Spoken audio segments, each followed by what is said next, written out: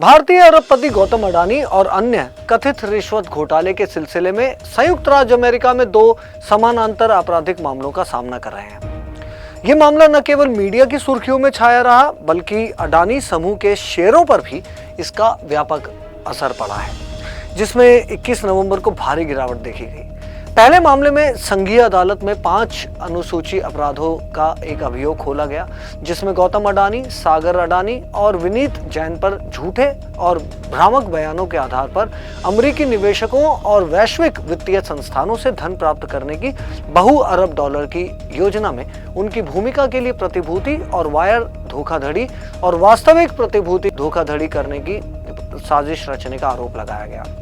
जबकि एक दूसरे मामले में भारतीय अरबपति के खिलाफ प्रतिभूति एवं विनिमय आयोग SEC द्वारा 20 नवंबर को एक दीवानी शिकायत दर्ज की गई, जिसमें स्थानीय निषेधाज्ञा, दीवानी दंड और अधिकारियों एवं निदेशकों पर प्रतिबंध लगाने की मांग की गई है। अमेरिकी अभियोजकों का आरोप है कि 62 वर्षीय अडानी और अडानी ग्रीन एनर्जी के 2 अन्य अधिकारियों, जिनमें उनके भतीजे सागर अडानी 30 साल के और तीसरे सहयोगी विनीत जैन शामिल हैं। इन्होंने भारतीय अधिकारियों को भारत सरकार के साथ एक सौर ऊर्जा संयंत्र परियोजना से संबंधित अनुबंधों को वित्त पोषित करने और सुरक्षित करने के लिए $250 मिलियन से अधिक की रिश्वत देने का वादा किया था।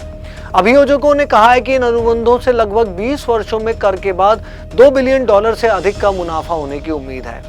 अभियोजकों का आरोप है कि अडानी ग्रीन एनर्जी ने झूठे और भ्रामक बयानों के आधार पर अंतर्राष्ट्रीय निवेशकों से $3 बिलियन से अधिक का ऋण और बॉन्ड भी जुटाए हैं। अभियोजकों का दावा है कि अडानी ने रिश्वत पर चर्चा करने के लिए 2020 से 2024 के बीच व्यक्तिगत रूप से भारतीय सरकारी अधिकारियों के साथ बैठकें की।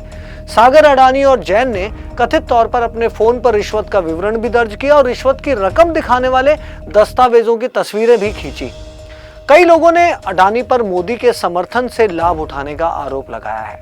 ये आरोप तब लगाया गया है जब प्रधानमंत्री गुजरात के मुख्यमंत्री थे और अडानी ने सस्ते दामों पर जमीन खरीदी थी। कुछ लोगों ने भारतीय सरकारी कंपनियों पर अडानी को लाभ पहुंचाने वाले भ्रष्टाचार के आरोपों में मिलीभगत का भी आरोप लगाया है।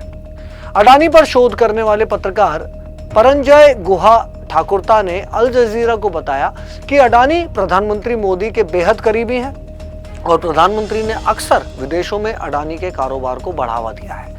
उन्होंने कहा कि अगर आप श्री नरेंद्र मोदी के उदय और उनके राजनीतिक करियर समेत अडानी समूह के कारोबार के उदय पर नजर डालें तो मेरा मतलब है कि वो एक जैसे हैं।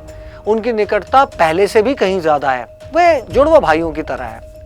भारत में मोदी विरोधियों का कहना है कि कारोबारी दुनिया में अरबपति की तेजी से हुई तरक्की क्रोनी कैपिटलिज्म के आरोपों से दब गई है और इसका एक राजनेता के रूप में प्रधानमंत्री के उदय से गहरा संबंध है।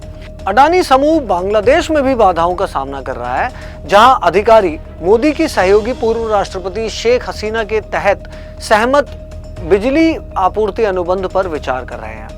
अगस्त में हसीना को तब सत्ता से हटा दिया गया था जब 1971 में पाकिस्तान के खिलाफ स्वतंत्रता संग्राम में लड़ने वाले दिग्गजों के रिश्तेदारों के लिए नौकरी कोटा सुनिश्चित करने की उनकी सरकार की योजना के खिलाफ युवाओं के नेतृत्व में बड़े पैमाने पर विरोध प्रदर्शन हुए थे।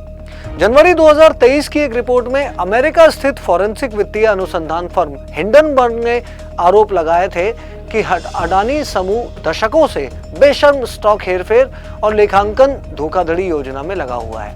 यह रिपोर्ट शॉर्ट सेल निवेश ग्राहकों के लाभ के लिए बनाई गई है और इसे हिंडनबर्ग रिसर्च की वेबसाइट पर प्रकाशित किया गया था। एक शॉर्ट सेल फर्म के रूप में हिंडनबर्ग उन कंपनियों में पोजीशन लेकर पैसा कमाती है जिनके मूल्य में गिरावट आने की संभावना होती है। इस तरह की जांच प्रकाशित होने पर यह गिरावट तेज हो सकती है। हिंडनबर्ग ने दावा यह भी किया कि उसने 2 साल तक अडानी समूह की जांच की और हजारों दस्तावेजों की समीक्षा की। लगभग आधा दर्जन देशों में साइट का दौरा किया और समूह के पूर्व वरिष्ठ अधिकारियों सहित दर्जनों व्यक्तियों से बात की। कहां तक विदेशों में चल रही है पड़ताल जाएगी और देश में भी इस चिंगारी का संसद न चलने देने से ज्यादा भी कितना असर पड़ेगा। देश की कई बड़ी आर्थिक इकाइयों में अपनी खासी हिस्सेदारी रखने वाले अडानी ग्रुप और हमारी अर्थव्यवस्था समेत सियासी गलियारों में इस हलचल का कितना असर पड़ सकता है, ये आने वाले दिन बताएंगे। पर आप हमें बताइए कि आपको हमारी ये स्टोरी कैसे लगी और जारी रखिए हमें फॉलो करना इंस्टाफीड पर।